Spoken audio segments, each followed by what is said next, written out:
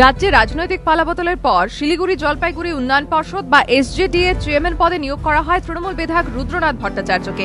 একাধিক উন্নয়ন প্রকল্প নেয় এসজেডিএ, কিন্তু এরপরে একাধিক প্রকল্প ঘিরে দুর্নীতির অভিযোগ উঠতে শুরু করে। অভিযোগ ওঠে 3টে শাসনে কাজ হয়নি, অথচ প্রায় 50 কোটি টাকা খরচ হয়ে গিয়েছে। মহানন্দা অ্যাকশন প্ল্যানেও কাজ না করে ব্যয় দেখানো হয়েছে প্রায় 17 কোটি টাকা। টেন্ডার ছাড়াই জোড়াপানি নদী সংস্কারে প্রায় 9 কোটি টাকা ব্যয় হয়েছে।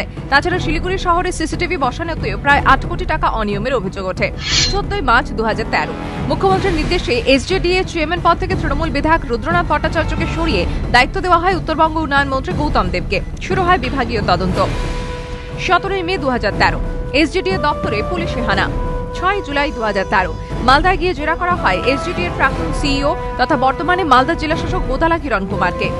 3 আগস্ট 2013 শিলিগুড়ির ডেকে জেরা করা হয় কিরণ কুমারকে।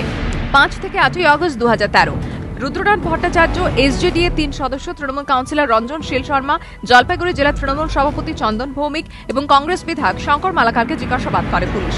একই সঙ্গে কিরণ কুমারকে গ্রেফতারের অনুমতি চেয়ে ডিজির কাছে আবেদন করেন শিলিগুড়ি তৎকালীন পুলিশ কমিশনার কে জয়রামন।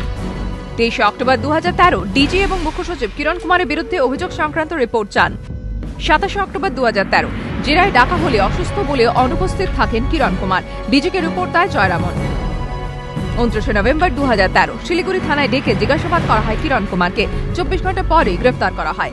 মালদা জেলা শাসকের গ্রেফতারির পর এখন প্রশ্ন একটাই, তৎকালীন এসজেডিএর বাকি আধিকারিকদের কি হবে? আরো কেউ কি গ্রেফতার হবেন?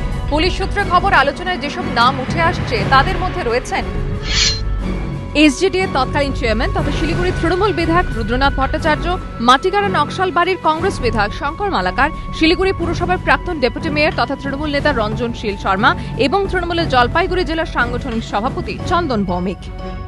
ইতিমধ্যে বাকিদের গ্রেফতারির দাবিতে সরব হয়েছেন বিরোধীরা। আরও বাকি যারা আছে তাদেরও অ্যারেস্ট করা উচিত। যারা বাকি আছে চেয়ারম্যান ইত্যাদি তৃণমূল কংগ্রেসের অনেকজন নেতা আছেন। এই পরিস্থিতিতে তদন্তের জল কোন পথে গড়ায় সেটাই দেখার। এবিপি আনন্দ।